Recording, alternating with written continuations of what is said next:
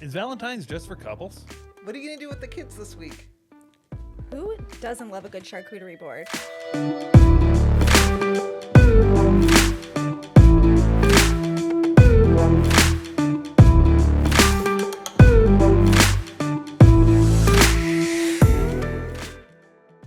I know so many people that really hate Valentine's Day, and I get it. And so this year when we decided to do like a love issue, a Valentine's Day issue, I wanted to sort of like break it up a little bit and be like, Valentine's Day can be for anybody. It can be for someone who's happily single, for somebody who wants to go on a first date, it can be for couples, it can be for families, it can be for groups.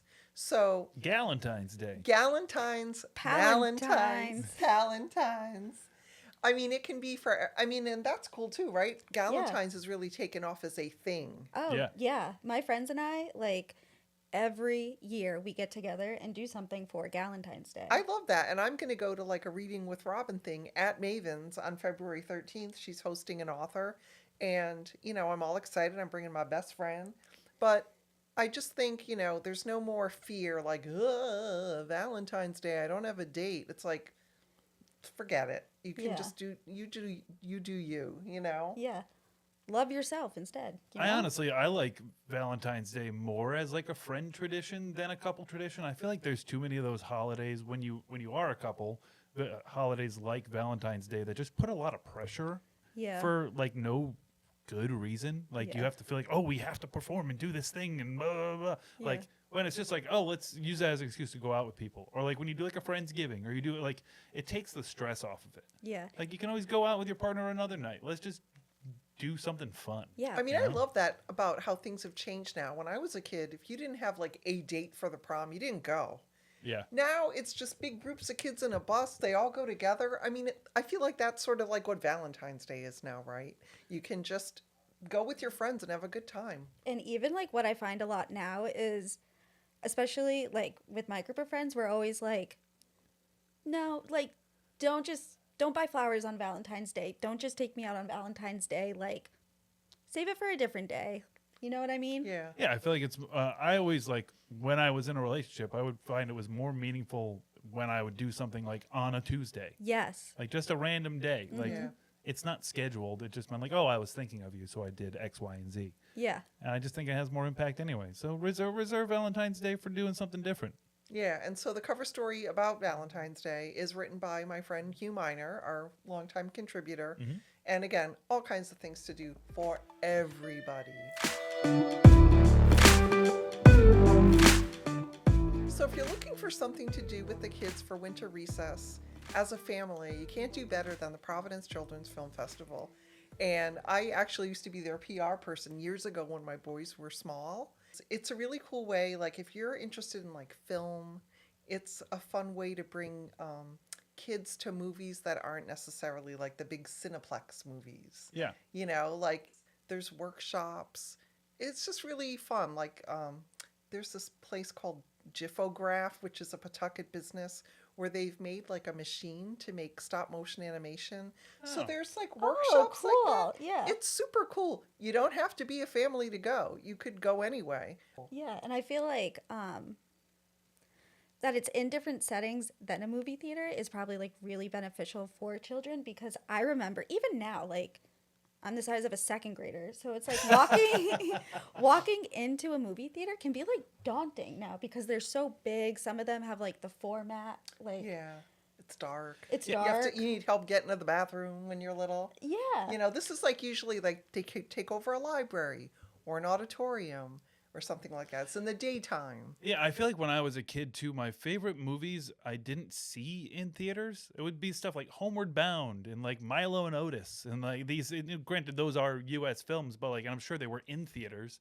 But I watched them on like VHS when I was a kid, and they weren't these big box movies, Yeah. Can I tell you the worst experience in a movie theater as a child watching a movie? My dog Skip. Did either of you see it? No, No. I'm sure I did. Was but it sad? Yeah. Oh no, she's gonna start tearing up. It ruined. Oh no. yeah, nobody wants. I don't want to cry in a movie theater. I know. I can't. I So yeah, know. I know. It's like, what were my parents doing bringing me to that? Oh, she is. Her eyes are welling up. So yeah, it's like probably good, you know, to see different movies, not in It movie is. theaters, so you don't get scarred. Like, And plus, like they're not like. There's so many movies now that have like mass appeal. Like they want to make the parents laugh. This isn't happening, I think, at the film festival. Like if it does, it's not like cheap jokes. It's just like a little higher level. You Yeah, and know? it's just a new way to or a different way to introduce your kids to different types of film, foreign films. Like, I don't know if they're always dubbed or if sometimes they're in a foreign language. I don't know how old your kid has to be because they probably have to be able to read subtitles sometimes. But yeah. and also having nephews and a niece, sometimes it's just if they're really little, it's bright colors and fun things to look at, and they don't really care what anybody's saying. Yeah. So. Yeah. I know. I feel like for me personally, like ages like 7 to like 11 were perfect. Yeah. You know, but I mean, it's the festivals for everyone and use your own judgment. But for me and my boys, like those were sort of the sweet spots to partake of activities and stuff like that.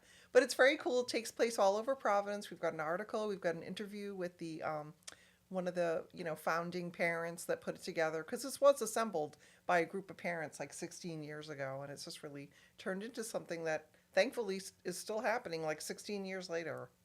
So it's cool. Yeah, that's great. Yeah. Check it out.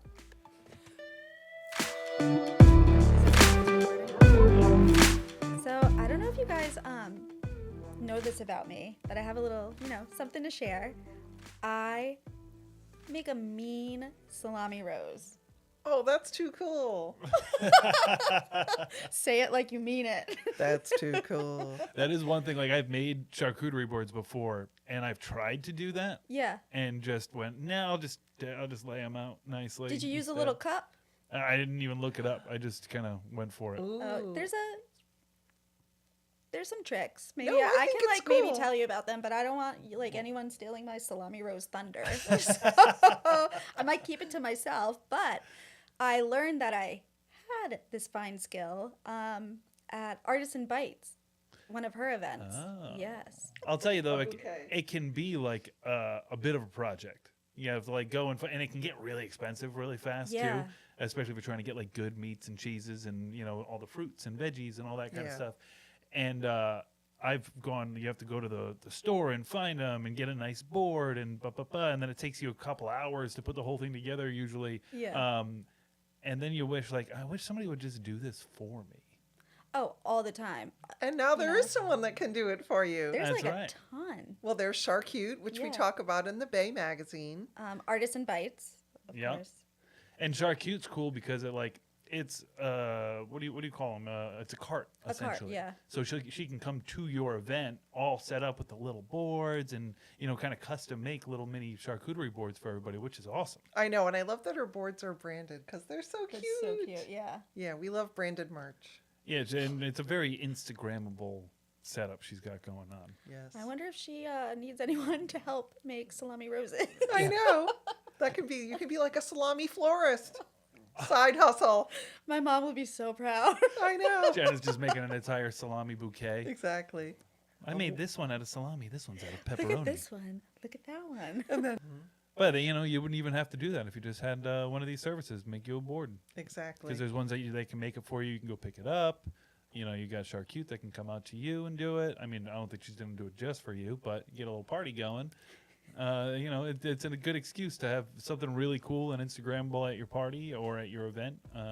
And you can read all about it in the Bay magazine this month. Check it out.